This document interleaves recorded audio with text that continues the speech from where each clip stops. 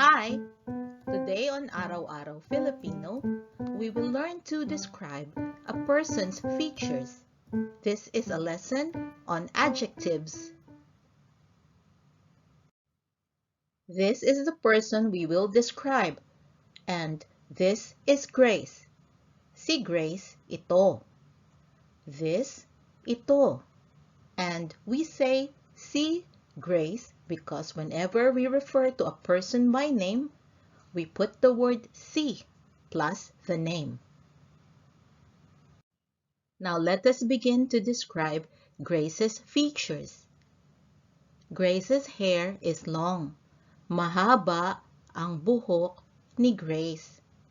Hair, buhok. Grace's hair, buhok ni Grace. Whenever we want to show possession, we use the word ni plus the name of the person. So, buhok ni Grace because the hair belongs to Grace. Long, mahaba. This is our adjective. You will note that in our sentences, the pattern is we use the adjective first, and then the object being described, and then the owner of that object. Her eyes are beautiful. Maganda ang mga mata niya. Her, niya.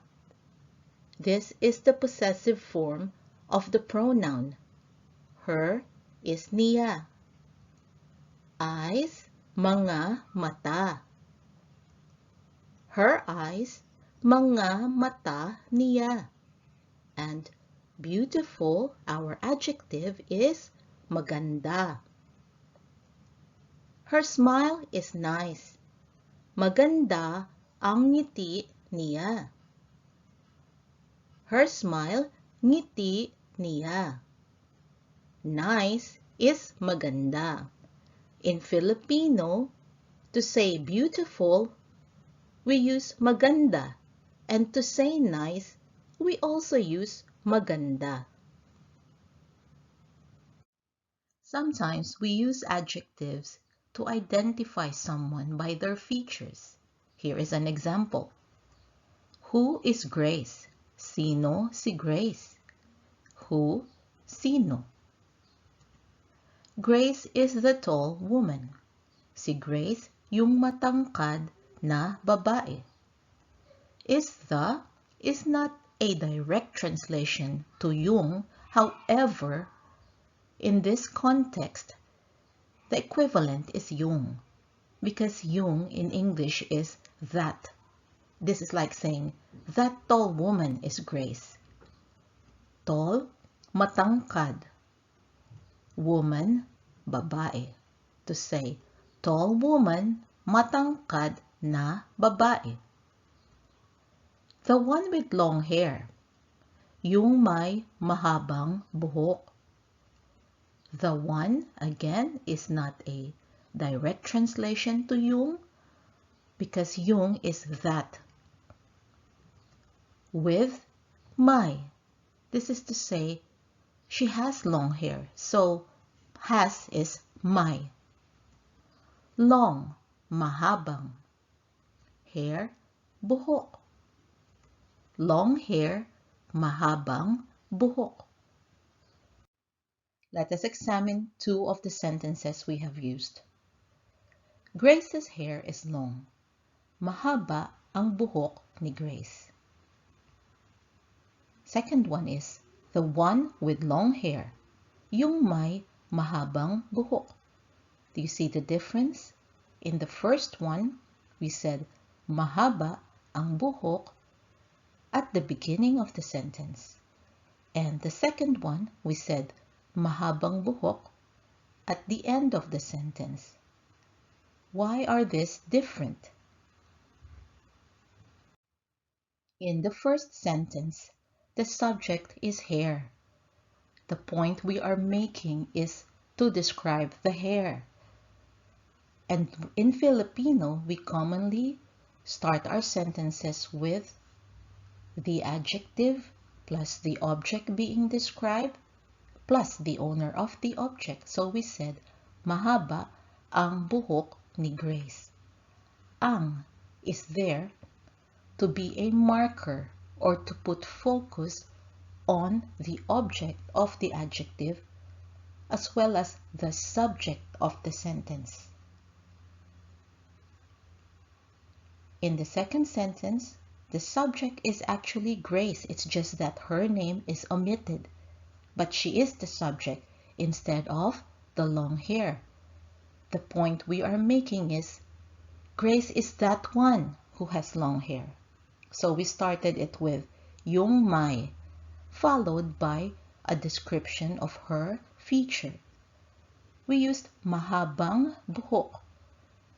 Notice the ng or nang, which we suffixed to mahaba. When we are describing an object, we can say adjective plus ng and then the object being described. Mahabang buhok. I will show you the variations. Before showing you the variation on describing an object, let us look at a list of adjectives to describe hair type or klase ng buhok. Long, mahaba. Short, maikli. Curly, kulot. Straight, tuwid.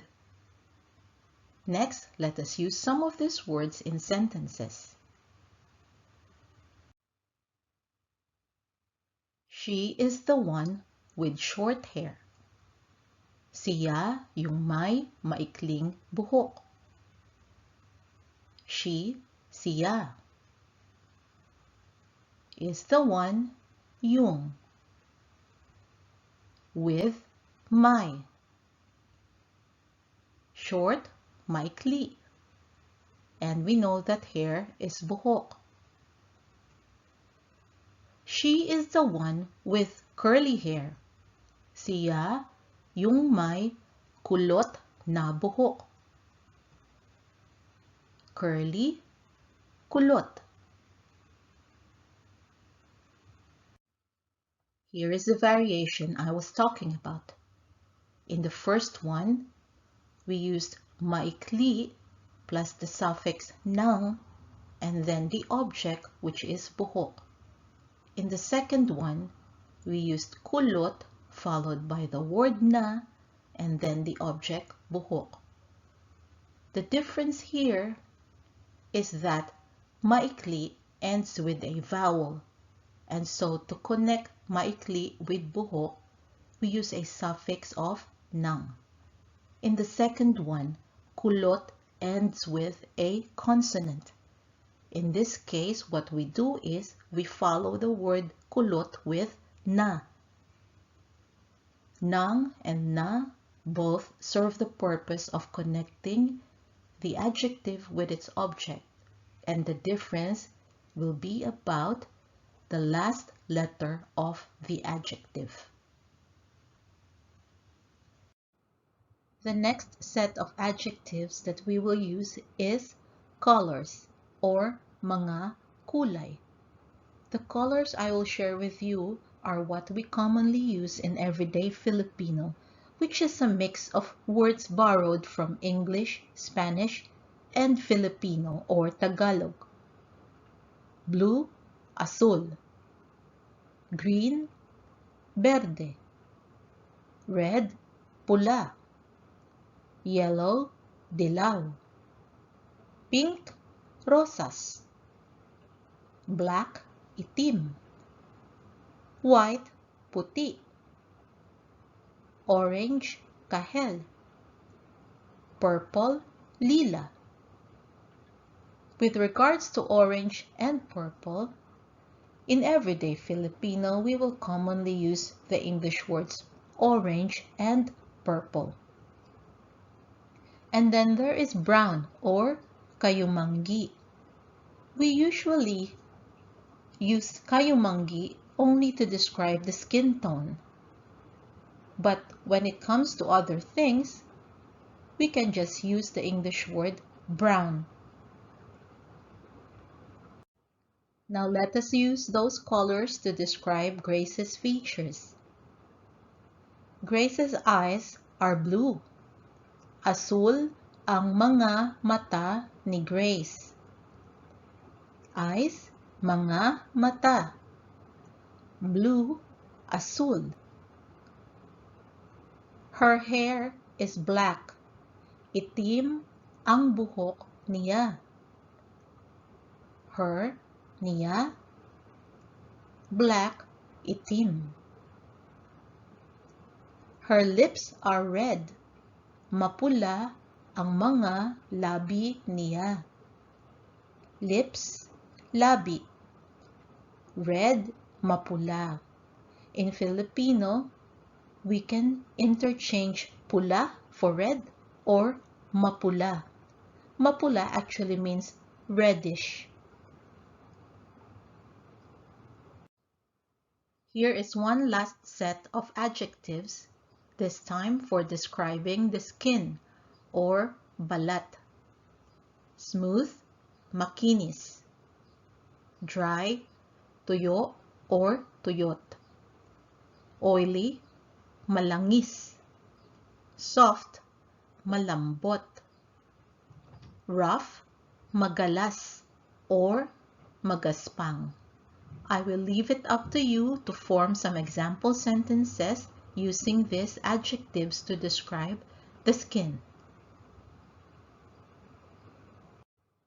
That is our lesson today. I hope you found it useful. For your homework, write about your features in the Filipino language. Also, write about the features of someone you know in the Filipino language. I hope you can join us again next time on Araw-Araw Filipino. Thank you. Salamat po. Now, a few words from my son, Max. Thought this video was cool? Watch the next one and like and subscribe to the channel too if you haven't yet. Bye-bye! Bye!